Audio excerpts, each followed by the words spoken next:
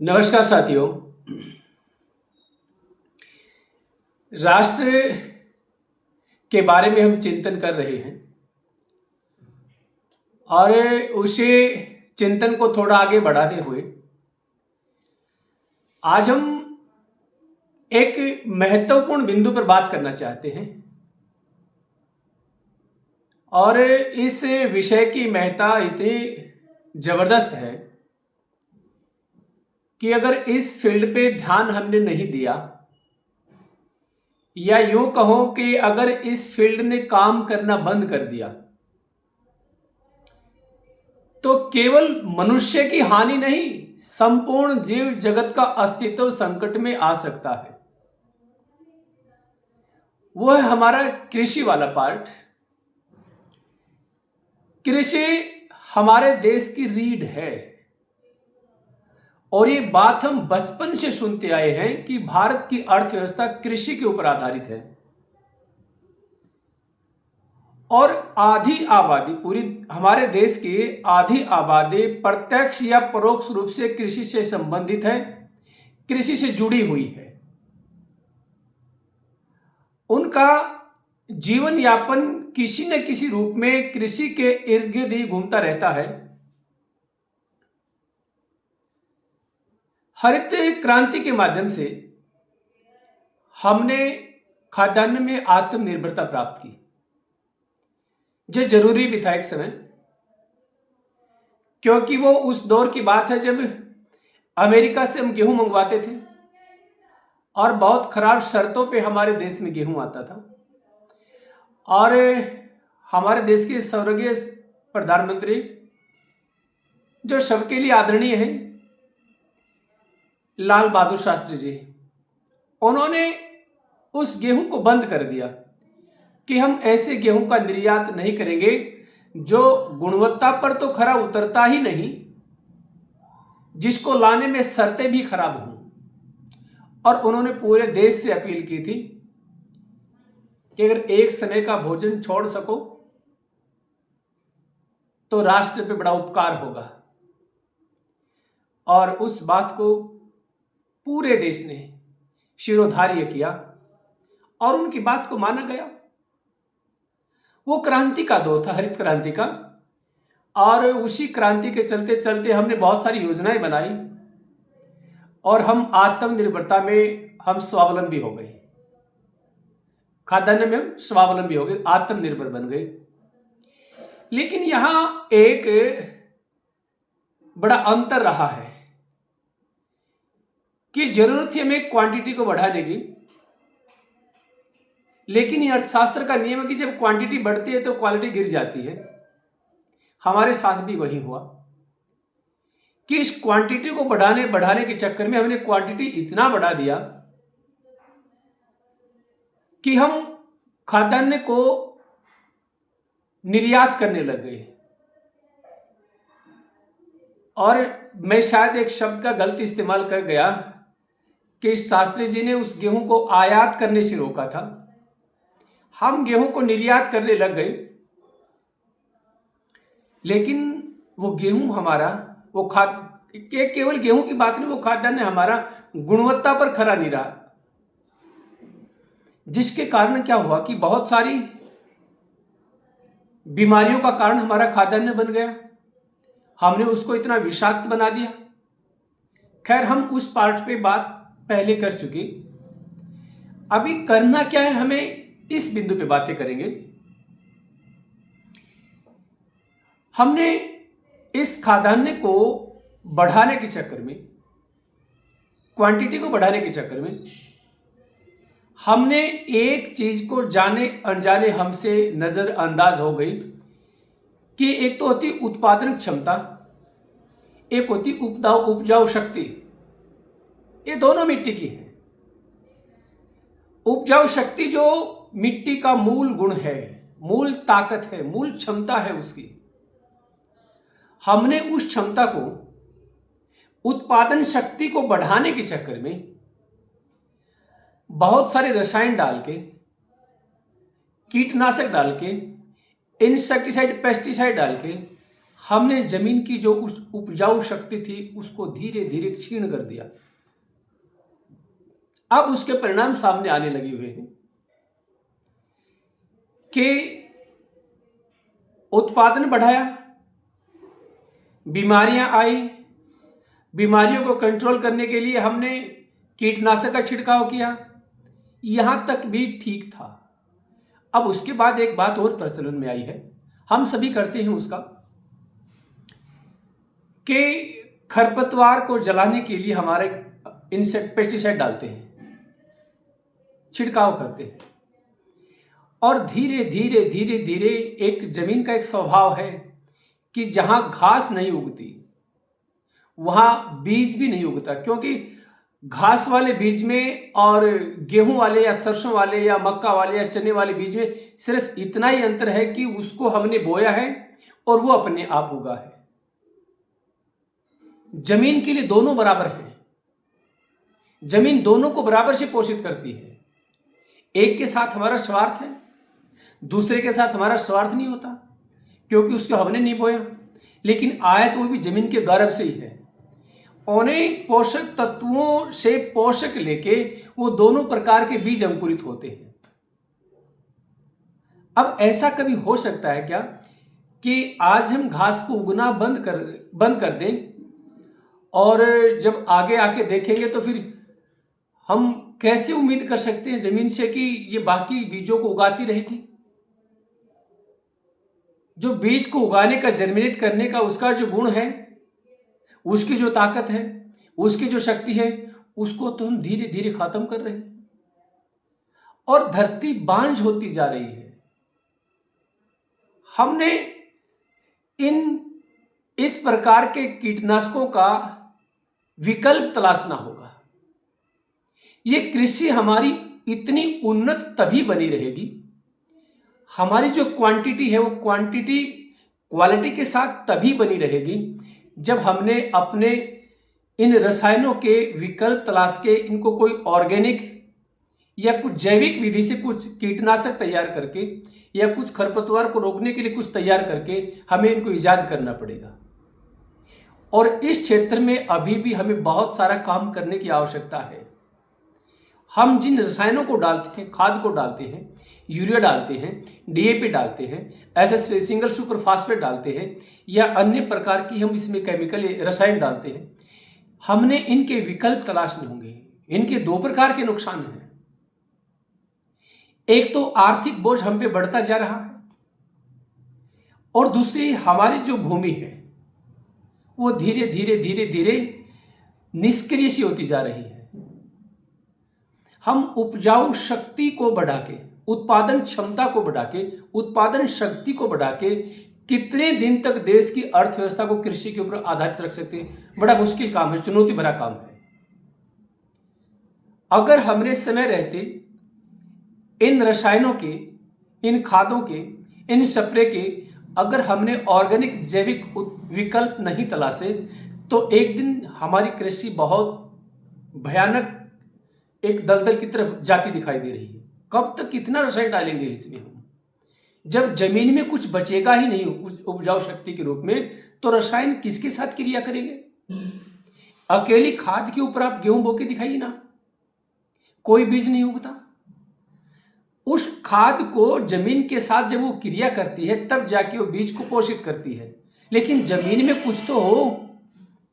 जब जमीन में कुछ नहीं होगा तो खाद भी कोई काम नहीं करेगी, न पेस्टिसाइड काम करेंगे, न इंसेक्टिसाइड काम करेंगे, कोई चीज काम नहीं करेगी। हमें उत्पादन शक्ति को बढ़ाने के साथ साथ उपजाऊ शक्ति जमीन की बनी रहे, आज के समय में जरूरी है ये। हमें इन पे ध्यान देके और तब जाके हम विकसित भारत की जिस कल्पना को साकार करना चाहते हैं वो इन प्रयासों से आएगी। अपने अपने खेत की जिम्मेदारी हम ले लें। और कोई फैक्ट्री में करता, कुछ करता, वो एक अलग बात है। लेकिन जब हम अपने अपने छोटे छोटे प्रयोग, एक एक एकड़ में प्रयोग करेंगे, दो दो एकड़ में प्रयोग करेंगे, धीरे धीरे उसका दायरा बढ़ाते जाएंगे, तो निश्चित रूप से 2-5-6 साल में हम इस स्थिति से निजात पा सकते हैं। और बाकी लोगों से भी मेरा ये सहयोग करने की है कि अगर कोई किसान साथी ऑर्गेनिक फार्मिंग पे जाना चाहता है तो उसका उत्पादन कुछ साल के लिए घटता है, उतना उत्पादन नहीं होता। लेकिन हम सबकी जिम्मेदारी बनती है कि उसका आर्थिक नुकसान ना हो। उत्पादन बेशक कम हुआ हो, लेकिन उसको आर्थिक नुकसान ना हो। वो 2 पैसे भाव में तेज बेचता है तो अपना नुकसान वो कैसे उठा लेगा। खेती दिन प्रतिदिन खर्चे की खेती होती जा रही है।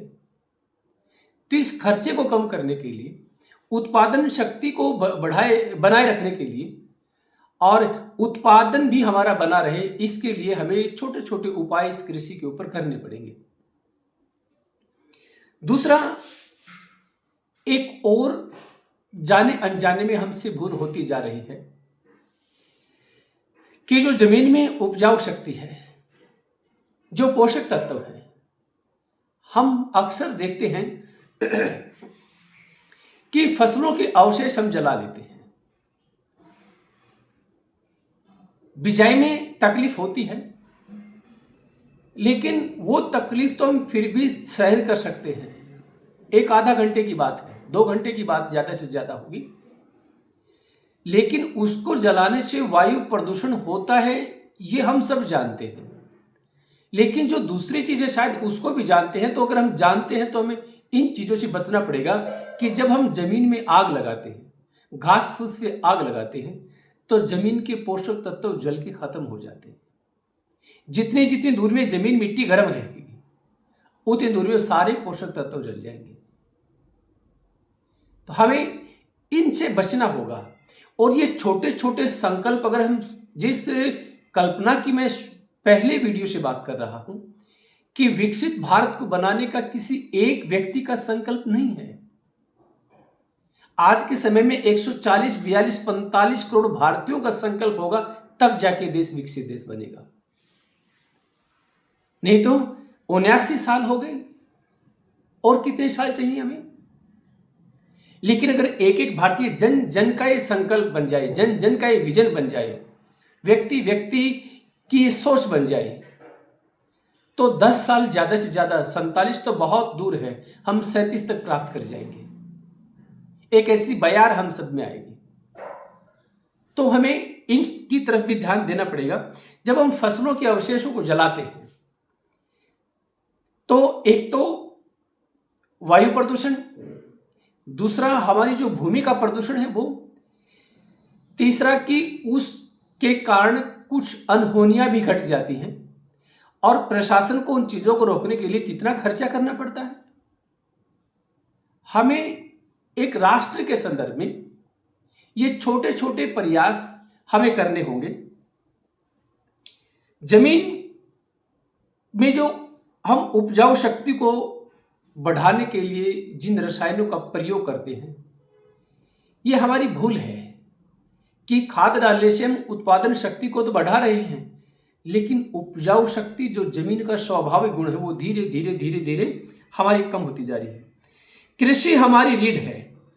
इससे न केवल मनुष्य बल्कि जीव जगत सारे, चाहे वो जलचर है, थलचर है, नभचर है, छोटे हैं, बड़े हैं, सबका पालन पोषण इस कृषि से होता है। अगर सिंचाई के क्षेत्र में देखो, सिंचाई के क्षेत्र में हमें बहुत ज्यादा तरक्की की है। कितना सारा पानी जिस फसल के ऊपर खर्च होता था, उससे आधे से भी कम पानी में वो फसल बड़े अच्छे तरीके से तैयार हो रही है। लेकिन अभी भी थोड़े थोड़े और बिंदु हैं जिनके ऊपर हमें यहां भी ध्यान देने की आवश्यकता है। मैं 1-2 एग्जाम्पल देके कि कृषि हमारी कितनी ज्यादा महत्वपूर्ण है, मुझे एक संदर्भ याद आ रहा है कि आज से लगभग 3 साल पहले हरिद्वार यूनिवर्सिटी रुड़की में एक कार्यक्रम था, और कर्नल अजय कोठियाल उस कार्यक्रम की अध्यक्षता कर रहे हैं। वो चीफ गेस्ट थे वहां। तो उस कार्यक्रम में मेरा भी जाना हुआ, और भी बहुत सारे गणमान्य व्यक्ति आए हुए थे।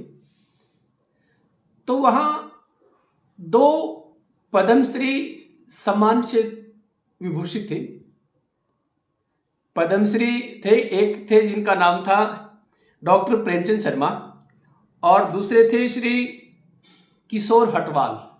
ये दोनों मूलतः देहरादून से हैं। अब इन दोनों की जब मैंने बातें सुनी, सबने सुनी थी, सबके सामने बातें कर रहे थे कि जब कोरोना काल में सारी दुनिया जब त्राही त्राही मची हुई थी चारों ओर, तो डॉक्टर प्रेमचंद शर्मा कहते हैं कि मैंने वह एक नई तकनीक इजाद की कि मास्क थे नहीं, वैक्सीन भी बहुत कम थी, तो कहते कि मैंने मास्क को इस ढंग से घर पे सिलाई की कि उसमें मैंने 1 या 2 इलायची डाल ली। अब वो कहते हैं कि इलायची डालकर मैं घूमता रहा, उस इलायची जो से स्मेल जो आई थी उससे मैं नहीं बहुत सारे लोग स्वस्थ रहे हैं। माने इलायची ने सांस के साथ जाकर एक औषधि का काम किया है। तो इलायची मशीन में थोड़ी बनती है, इलायची किसी न किसी किसान के खेत से पैदा होती है। और आप देखिए कि किसी भी प्रकार की मेडिसिन, अगर हम किसी भी प्रकार की मेडिसिन में जाएंगे, किसी भी खाद्य पदार्थ में जाएंगे, तो कोई खाद्य पदार्थ मशीन में नहीं बनता, ये सारे हमारे खेतों से पैदा होते हैं। तो जमीन हमारी शुद्ध रहे, फिर हमारा उत्पाद शुद्ध होगा, और फिर हम शुद्ध उत्पाद को खाएंगे तो हमारा स्वास्थ्य अच्छा रहेगा। स्वास्थ्य हमारा अच्छा रहेगा तो हमारी सोच ठीक रहेगी, और सोच हमारी ठीक रहेगी तो हमारे कार्य ठीक होंगे, और जब कार्य हमारे उन्नत होंगे तो निश्चित रूप से देश उन्नत हमारा होना ही है। अब दूसरे जो थे पद्मश्री श्री नंद किशोर हटवाल, इन्होंने तो बड़ी गजब की बात कही थी। इनके बारे में डॉक्टर प्रेमचंद शर्मा कहते हैं कि हमें हटवाल जी को एक फूलगोभी का फूल लेना था। तो कहता है कि ये पूरी मंडी में घूमे, एक दुकान से दूसरे दुकान में गए, दूसरी से तीसरी में गए, तीसरी से चौथी में गए, और घूमते रहे, गोभी के फूल को उठाएं और थोड़ा सा फाड़े और छोड़ दें, फिर अगली गोभी के फूल को उठाएं और छोड़ दें।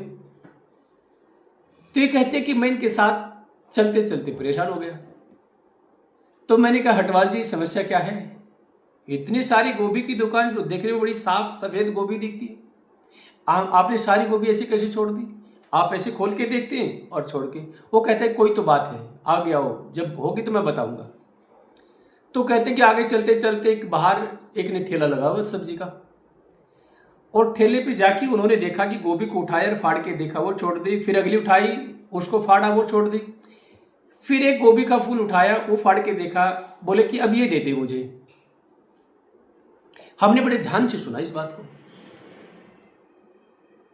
तो प्रेमचंद शर्मा जी कहते हैं कि जब मैंने हटवाल जी से पूछा कि ये तो दिखने में इतना साफ भी नहीं दिखता, इससे अच्छे अच्छे तो बहुत सारे गोभी के फूल थे, आपने वो सारे कैसे छोड़ दिए, इसमें क्या खास बात है? तो कहता है कि इसमें जो खास बात है, आओ मैं आपको दिखाता हूं। तो बताते कि जो फूल रेहड़ी में जो दूसरा ठेले में था, उसमें उठा के देखा तो उसमें कोई कीड़ा नहीं था। बाकी जितनी भी गोभियां पहले देखी थी, किसी गोभी में कोई भी कीड़ा नहीं था, देखने में बड़ी साफ थी। अब वो कहते कि ये जो गोभी दिखने में खराब है, इसमें कीड़ा जैसा लगा हुआ है। अब ये कीड़ा इस बात का प्रमाण है कि जिसको कीड़ा खा सकता है उसको आदमी भी खा सकता है। जिस गोभी में कीड़ा नहीं है, इसका मतलब वो गोभी इतनी ज्यादा जहरीली हो गई है कि उसमें कीड़ा जिंदा नहीं रहा होगा। मैं बड़ा आश्चर्यचकित हो गया कि इतना बड़ा रिसर्च इतनी सरलता से इन्होंने कैसे बता दिया। और सच भी यही है, हम खा रहे हैं, हमें इन चीजों पे ध्यान देने की आवश्यकता है, क्योंकि हमारे स्वास्थ्य से बढ़कर कुछ नहीं है। और अगर हम स्वस्थ हैं, तो मैंने पहले कहा था कि देश भी स्वस्थ है, आदमी बीमार है तो देश भी बीमार है। और ऐसा नहीं है कि हमारे पास इन कीटनाशकों के विकल्प नहीं है, विकल्प हैं, हम ढूंढ सकते हैं और हमें उनको तलाशना होगा। क्योंकि अभी भी यहां ऐसे लोगों की कोई कमी नहीं है जो यह कहते हैं कि यह देश कभी नहीं सुधरेगा। ऐसे लोगों की कोई कमी नहीं है, लेकिन ऐसे लोगों को जब थोड़ा बारीकी से देखते हैं तो उनका कार्य हमेशा नजर मिलता है। और जिन लोगों को कभी शिकायत करते नहीं देखा, वो अपने कार्य के प्रति इतने समर्पित रहते हैं, कर्तव्य भाव से वो कार्य करते हैं। वो कहते हैं कि जितना हमसे बन पड़ता है हम कर रहे हैं, और अगर हमारे पूरे पुरुषार्थ से अगर जरा सा भी बदलाव नहीं आया तो कम से कम हमारी आत्मा हमें नहीं कचोटेगी, हमारे बच्चों के सामने हम शर्मिंदा नहीं होंगे, रात को नींद ठीक से आ जाएगी, खाना ठीक से खाया जाएगा। और अगर कभी ये होगा कि भाई जब सारी व्यवस्थाएं बिगड़ने को थी तो हम सुधारने वाले थे, हम नियम से काम करने वाले थे, हम राष्ट्र के प्रति समर्पण के भाव से काम करने वाले थे। क्योंकि देखिए, सरकारों को बदलना समाधान नहीं है, हमें सोच बदलनी होगी। सरकार तो ठीक वैसी है जैसे मानो एक ट्रैक्टर का तीसरे गियर में कोई समस्या है, वो नहीं लग रहा, ठीक से नहीं चल पा रहा, वो लगाते ही आवाज़ करता है मशीन। तो आप कितने ड्राइवर बदलिए, जो जो ड्राइवर बैठेगा उस गियर पे जब वो जाएगा तो फिर वही आवाज़ आनी है, वही उसकी जो खामियां है वो बाहर आ जाएंगी। आखिर कब तक ड्राइवर बदलेंगे? हमें उस इंजन को, उस गियर बॉक्स में जहाँ समस्या है उस पार्ट को बदलने की आवश्यकता है। तो पार्ट हमारी सोच है। जब हमारी सोच बदलेगी तो हो सकता है कि ये सत्ता में बैठे लोग ये भी कभी हमारा ख्याल रख लें, कभी आम जनता की तरफ सुध ले लें। क्योंकि अभी हमारी सोच में एक प्रकार का विकार और भी है कि जो लोग ये कहते हैं ना कि सरकारों ने बहुत बेड़ा गर्क कर दिया, एक बार वो लोग अपने आप से पूछ लें कि आपने कौन सी राष्ट्र को ध्यान में रख के वोट दिए थे। हम वोट देते हैं भाषा के आधार पे, क्षेत्र के आधार पे, मान्यता के आधार पे, जाति के आधार पे। इस प्रकार हम सभी वोटों में बटे हुए हैं। तो इस प्रकार जब हमारा बटना रहता है तो ऊपर बैठे उन सत्ता में जो लोगों का तो बड़ा आसान काम हो जाता है। वो हमें किसी एक बात पे इकट्ठे होने ही नहीं देते। जैसे किसी जिले का कोई अधिकारी आ जाता है, बड़ा सख्त है वो, और वो किसी भी प्रकार की घूस नहीं लेता। अब उस क्षेत्र में कितने भी प्रकार के जो अनैतिक कार्य करते हैं, जो भिन्न भिन्न प्रकार के माफिया हैं, अगर वो अधिकारी आता है तो अगर सबकी खिंचाई कर देता है तो उन सारे लोगों को अपने अस्तित्व पे संकट आता देख वो सारे लोग इकट्ठे हो जाते हैं। उस शहर मानो 5 है कि 10 है कि 20 है, वो सारे लोग इकट्ठे हो जाते हैं। उनका उद्देश्य भिन्न भिन्न है, लेकिन वहां वो एक आदमी जो अधिकारी है जिसके रहते उनका कार्य चौपट होता दिख रहा है। अब वो क्या करेंगे, जब तक उस अधिकारी का तबादला नहीं करवा देंगे वो चैन नहीं लेते। तो जब इस प्रकार के लोग अपने कार्यों के लिए इकट्ठे हो जाते हैं तो ये बाकी समाज अपने सारे के सारे जातियों के भेद, मान्यताओं के भेद, भाषा के भेद, रंग के भेद, क्षेत्र के भेद, इन सब को मिटाकर राष्ट्र के रूप में एक क्यों नहीं हो जाता? हमें होने की आवश्यकता है।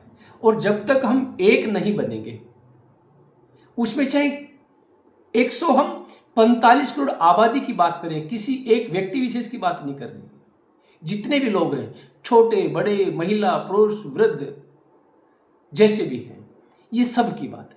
अपने अपने स्तर पर हम सभी कार्य करेंगे तो निश्चित रूप से हम इन सबको पार पा जाएंगे।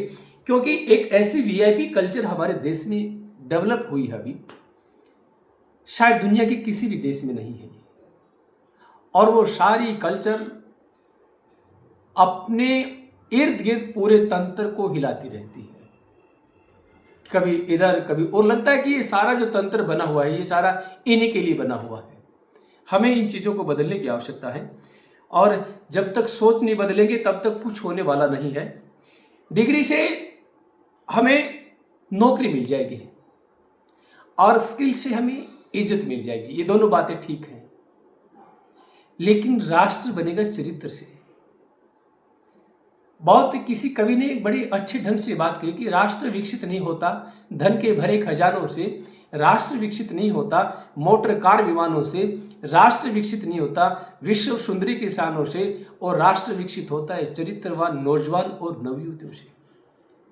हमें चरित्रवान बनना पड़ेगा। जिस स्टार्टअप नेशन की हम बात कर रहे हैं और लंबे समय तक गाहे बगाही चीज़ें कही जाती हैं कि स्टार्टअप नेशन। अभी तो हम नौकरी नेशन की तरफ हैं। ये जब हमारे दिमाग से निकल जाएगा तब हम स्टार्टअप की तरफ जाएंगे। तो साथियों, जब हम थोड़ा थोड़ा प्रयास सोच को बदलने के लिए करेंगे, फिर वो सोच हमारे कार्य में रूपांतरित होगी। कार्य हमारा जब आदत में शुमार हो जाएगा, और जब आदत में शुमार हो जाएगा तो फिर हमारा जो चरित्र बनेगा निश्चित रूप से वो देश के काम आएगा। और देश का झंडा ऊंचा करने के लिए हमें हमारे चरित्र को ऊंचा करने की ज़रूरत है, क्योंकि अगर कमज़ोर चरित्र के आधार पर अगर हम झंडे को ऊंचा करना चाहें तो फिर ये बड़ी मुश्किल बात है। ये वैसी बात है कि आप पानी में पूड़ी कैसे तल लेंगे, नहीं तली जा सकती। पूड़ी तलने के लिए तेल चाहिए। तो राष्ट्र को ऊंचा आगे तक ले जाने के लिए चरित्रवान युवाओं की आवश्यकता है। तो हम सब इस 15 अगस्त को कम से कम इसको तो ले ही ले संकल्प। 79 साल हमारे हो जाने वाले हैं, और फिर कब लेंगे हम? एक पीढ़ी जो हमारी पीछे चलेगी, जिन्होंने सब कुछ कुर्बान करके हमें आज़ादी दी। अब हमें आज़ादी को बनाए रखना है।